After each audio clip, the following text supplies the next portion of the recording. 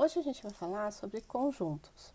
Como o tema é um pouquinho extenso e ele tem muitos detalhes, a gente vai falar aos poucos cada parte sobre esse assunto. Hoje a gente vai focar sobre a definição e os tipos, como a gente classifica esse tipo de conjuntos. Então, definindo conjuntos, né, o que o nome nos remete? É uma junção, é uma união de elementos, de alguns fatores. Como é que eu represento conjuntos? Sempre com uma letra maiúscula e entre chaves, tá? Então, vamos colocar um exemplo aqui. Eu chamei esse conjunto aqui, né, de conjunto A, aleatório.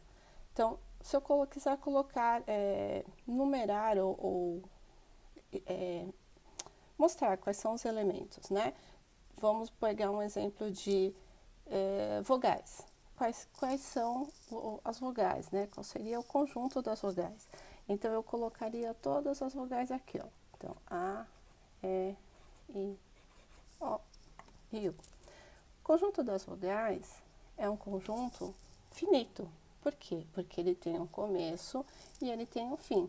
Então, toda vez que eu tenho uma coisa limitada, que eu tenho um começo, eu tenho um fim, eu tenho conjunto finito. Ok? Vamos pegar um outro exemplo. Então, vamos pegar um exemplo, por exemplo, do conjunto, que eu vou chamar de B, também é aleatório, dos dias da semana que começa com a letra T. Então, qual é o dia da semana que começa com a letra T? Então, eu tenho terça-feira.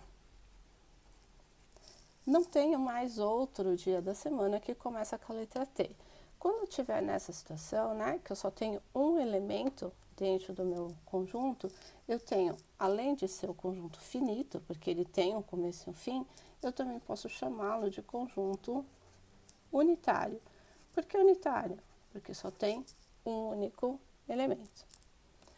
Tenho também um outro conjunto que eu vou chamar de C, que são os conjuntos, deixa eu ver, o conjunto dos meses do ano que começa com a letra W.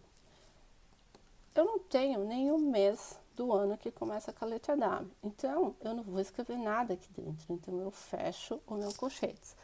Eu posso representar esse conjunto também de outro jeito, que é com esse símbolo, né, um zerinho cortado. Nunca um dentro do outro, ou é o colchete sozinho, ou é só esse símbolozinho do zerinho cortado. E aí eu tenho um conjunto chamado de conjunto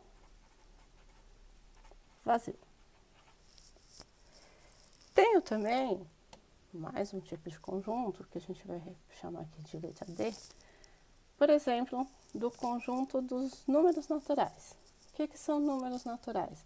São todos aqueles números inteiros e positivos. Então, quais são eles? 0, 1, 2, 3, 4, 5 e assim por diante. Eu não tenho um fim para ele, eu tenho um começo, mas eu não tenho um fim, né? Quando acontecer nessa situação, eu posso representar por reticências, que eu mostro que o meu conjunto não tem fim, né? Que ele tem uma continuação, e vou classificá-lo como conjunto infinito. Certo? Então, a representação inicial de conjuntos seria essa, né? E a classificação entre deles seria conjunto finito, para uma coisa que tem começo e fim. Conjunto unitário, quando eu só tiver um único elemento. Conjunto vazio, quando eu não tiver nada. Ou eu represento com a chave vazia, ou com esse zero cortado. E conjunto infinito, eu posso representar sempre por reticências, né? Aqui eu não tenho um limite, só se o meu exercício pedir, e aí a gente chama de conjunto infinito, ok? No próximo vídeo a gente vai falar um pouquinho sobre as operações com os conjuntos, e aí a gente aprofunda um pouquinho mais sobre esse assunto, ok? Então até a próxima. Tchau, tchau.